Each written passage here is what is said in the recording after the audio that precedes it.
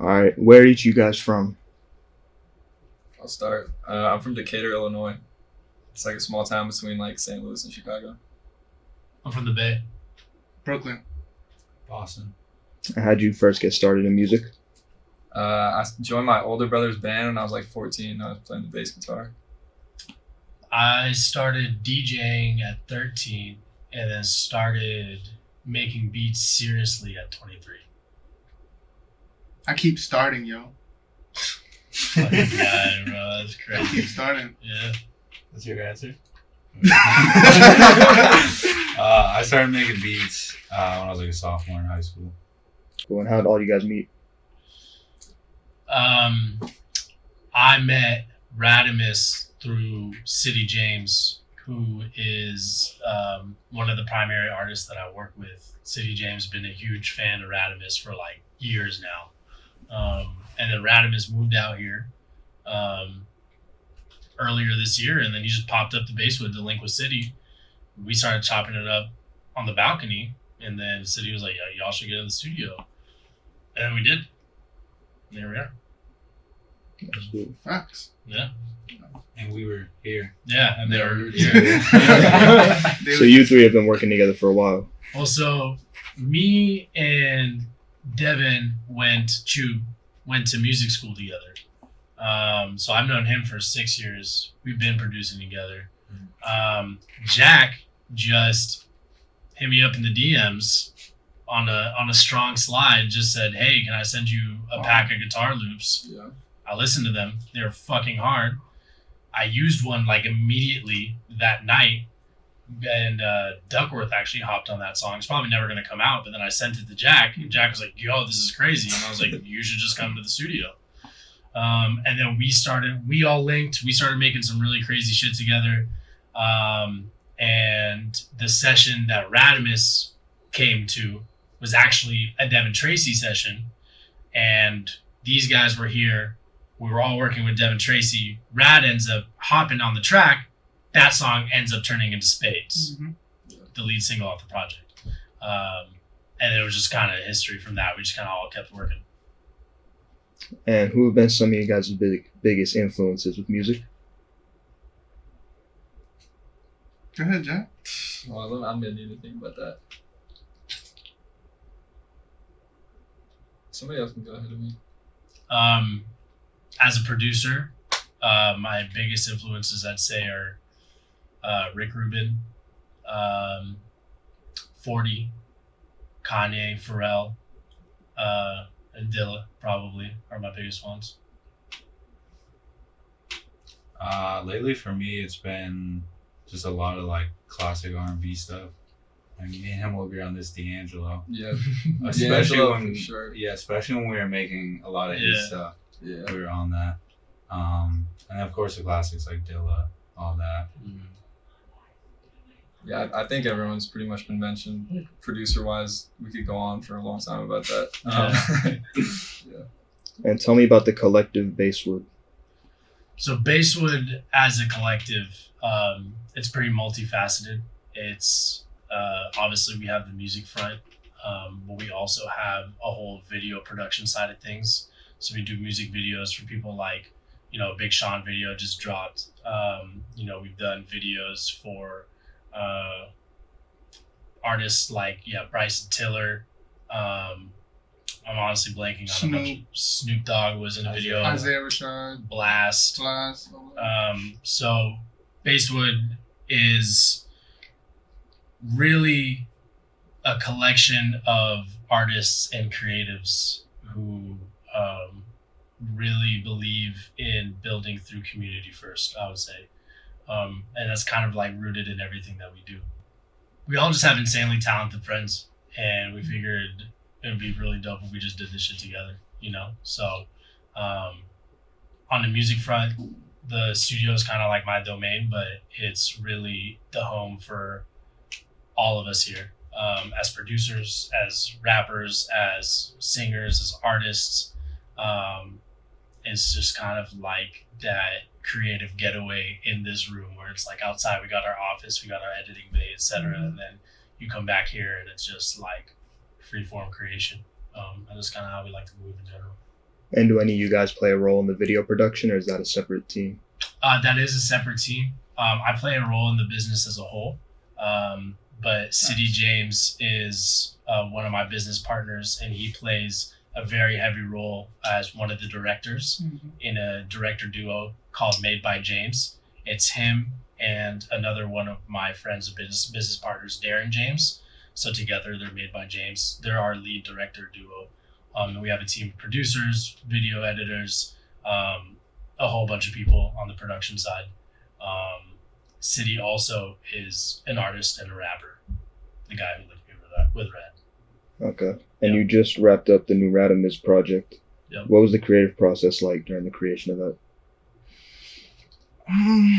I mean, I think for us, especially while like it was important for us to all be in this interview, is that it wasn't a project at first. It was definitely like, at least for me, what the fuck is LA? And who am I in LA? And what is this stage in my life? And you kind of get informed about who you are or what you're made of more when you take yourself out of like your comfort zone and just go stupid. You know what I'm saying? Like, so for me, I ain't never lived anywhere else. I'm from Bed-Stuy. That's where I lived the majority of my life. I lived in Harlem for 2 years, and then I came out here. And I came to Basewood for the first time to link with City maybe a month in, and then we did Spades by random. Like he said, like I just write in every session, no matter if it's my song or not, if I'm there, just to stay sharp. And they ended up becoming the first draft of Spades, and then it was like, well, that felt good. Let's keep going. You know what I mean? And we linked up with Devin again, and we worked on Spades some more. And they made collectively 7 of the next 13, but we probably have like, I mean, I'm not counting. We probably have like 20, 25 songs or something like that. Some of them aren't good enough. He wouldn't even record because it wasn't that good, right? It's like, but primarily it was kind of like, well, what is this? You know what I mean? And I think that as a lyricist and as a creative, and as a forward thinker, at least for my shit, it was like refreshing to, honestly, the creative process was just, what are we into today? You know what I mean? Like there's days where we make 5 and the last one is Ducking and Omen on the project, but the other 4 are dope too. And it's like, and it's just these varying moods and varying people coming through, and collaborations sometimes pop off. Like Caterpillar, like Sebastian he just pulled up to the studio to just check it out because he was with Nikki, and he just ends up laying some vocals. And it's kind of like, I think the creative process was really like, I don't know, it encapsulated like the real bond being formed at the same time. It wasn't just, you know, I don't know, thematics. And then after a while, it was like, wait, like something is being said, and there is a thread, and even and the assortment is eclectic. The music is eclectic, but it's like hot. You know what I mean? Like it's like I don't know. I just think that shit is beautiful. You know how, because it was like the bond was really being formed at the same time with the music, at the same time with my familiarization with LA, and then it's like, you know, there's the classic, like I came out here knowing a shit ton of people, and then it's like, besides like 2 homies outside, nobody held me down like Basewood so far. So it was like, damn, like on some survival, like peace of mind shit. That was part of the creative process too, and that comes out in the music. That comes out in Ducking and Omen. That comes out in Beautiful Man. You hear City in the background. That comes out in Fuck You, Humbly Respect. Like, you know what I'm saying? Like that whole like word, you know. Like if I didn't have y'all, motherfuckers would have kind of left me out to dry, you know. So I don't know, man. It's all of that, you know. It's more than the music ends up just being a response to like life, you know. I think it's cool too because the 7 songs, like, it's a lot of different flavors, and you can kind of tell it was like us getting to like figuring out what kind of stuff we make. Usually when you start working with an artist, you make a lot of different kind of stuff, and it like hones in. But with these, it's like there's a lot of different stuff going on, like different styles. Mm-hmm. So I think you can hear, like, to what he's saying, like figuring out that bond and like the creative process. And kind of what we all feel like is the best of what was made. You know what I mean? And really showcases that. So come on, man. Real life shit. How would you compare this project to some of your older work? it's nothing like all of my other work because I'm literally not the same person. I'm not in the same place. I'm not making it where I'm from. I haven't been an expecting father before, so there was like that extra, like my partner and I like started expecting a child like pretty soon into like a month or two into the move. So then it's like on my mind, it's like that responsibility and kind of like being at the crossroads between what was my past life to a certain extent and what is this new space and terrain I can kind of carve out, and I think I'm just speaking out loud through that shit, you know. So I don't know, for me it ended up being I ended up realizing I was saying something because for a while, even with us cooking here a lot, I was just making stuff and I would just tell people like I don't know what I'm doing, but I'm just making shit. And I remember my homie Coda was like, that's probably what you should be doing. You probably shouldn't be knowing what it is that you're doing exactly. You should just continue filling these impulses out and seeing what comes. And I don't know. I've never been in that stage before where I'm like, I feel like I have to survive. You know what I'm saying? Like I'm not comfortable. I'm not from here. I don't have homies here that I know from middle school. Like all of this shit. But then it's like you take on other people's lives too and responsibilities and their trajectories, and it's like, damn, this is, you know, I have to find solid ground in this because if I don't, what's the point, you know? That's kind of the project, and I, you know, all my projects tend to be like what I think is the most important to say at the time to me, or what I feel the most like motivated to like say. But for this one, I think it's a real like, yeah, man, I don't know, speaking out loud, thinking out loud.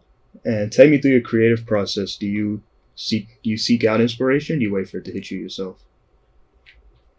I feel like in this room, sometimes other people are more inspired than me, you know, right? Like, yeah, I mean, man, that's yeah, it's like really the beauty for me. Okay, so for me, art is collaborative, and the beauty of that is that you never lack inspiration.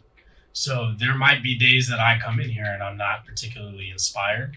But then, you know, I'm in a room with 3 other insanely talented creatives, and they can spark a single idea that snowballs into something beautiful, something that inspires me, that reignites my inspiration, right? So I think that, you know, as creatives, it's important to not constantly be in a mindset of necessarily seeking out inspiration, because that might lead to paralysis of action. Facts. But rather just continuing to create and to allow the creation itself be an inspiration. I think that's kind of been the best route that I've been moving forward within. Just because, like, you know, the biggest thing I've learned from Rad too is like life itself is the inspiration, man. Yeah. You feel me? Like when I feel like when we really caught our flow is I started to notice like he really was just documenting his experience here through what we were all creating together, you know? And I don't know, I'd never really seen an artist move like that before. And like he said, like when we were creating, it wasn't even on some like, yo, I'm about to drop a project, y'all. Like I need 7 songs. It was just like, yo, I just fucking like making music with you guys. So let's keep making shit. And like, I'm new to LA and like, this is all fucking new to me and I need to document this. Yeah. And fast forward to now, here we are in the fucking studio recording an interview for a project that I didn't even know was going to be real 4 or 5 months ago, you know? So I think that that's really just the truest testament of like allowing life itself to be the inspiration, to constantly seek inspiration just in your day-to-day, you know, like, yeah, we all have our different things, you know. I like to read, listen to audiobooks, podcasts, music, whatever it may be, on a granular level, but not allowing that to be your only source and the only way that you get inspired, and just to act on it every day as much as you can. And what do you guys think separates Basewood from other collectives and studios? Community, man. I think that, like, I don't know, you hear a lot of things when you are not from LA and you move to LA about how like LA is this, LA is that. People have their preconceived notions, and people are going to move however people move, no matter where you are.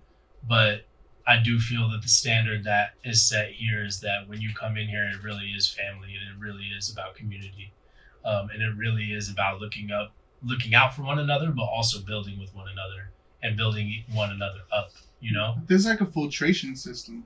I think that kind of like naturally exists here, where because New York is, any city, right? It's like you go to places where people want to get shit popping. You're gonna experience the entire spectrum of what that may be, right? Like you have the cloud chasers, you have opportunities, you have people who are really working, you have people who haven't figured it out, but like whatever, right? Like this person's this famous person's child, okay, so that's their end, and you have all of this shit.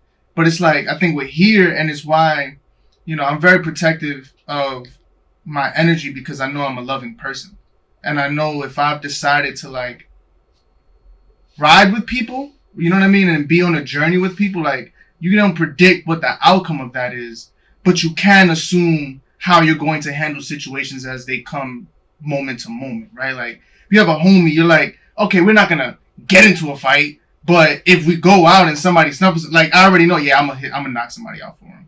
Or like, yo, you already know, like, oh, I don't got no money now, but I know when I get bread, like, yeah, I gotta break my homie up because, yo, you just dropped me off in my crib. And, you start building these missions, and I think Basewood makes it easy to, like, I don't know, a lot of places don't have that barrier, so you're kind of, like, more prone to, like, be that with people you just met 1 or 2 times, and I think that's, it's a lucky space. And this is for all of you guys. What would you say is the importance of just finding your own identity and individuality in a time when making music and hip hop, rap especially, is just so popular? True, I need you to talk, bro. Can you repeat that? Yeah. What would you say is the importance of just like breaking the common archetype on what a rapper or a producer in LA is supposed to look like or act like or sound like? It's a tough one. I mean, you should definitely. Yeah, I mean, we all are gonna answer it, but you should definitely be able to, bro. Because I feel like we break that mold constantly with the shit that you create. Someone go first. Give me time. Yeah, I think that it goes back to what we were talking about earlier in regards to just genuine documentation of the human experience. And I think if you're able to achieve that, you'll be able to come with your own unique voice and your own unique sound.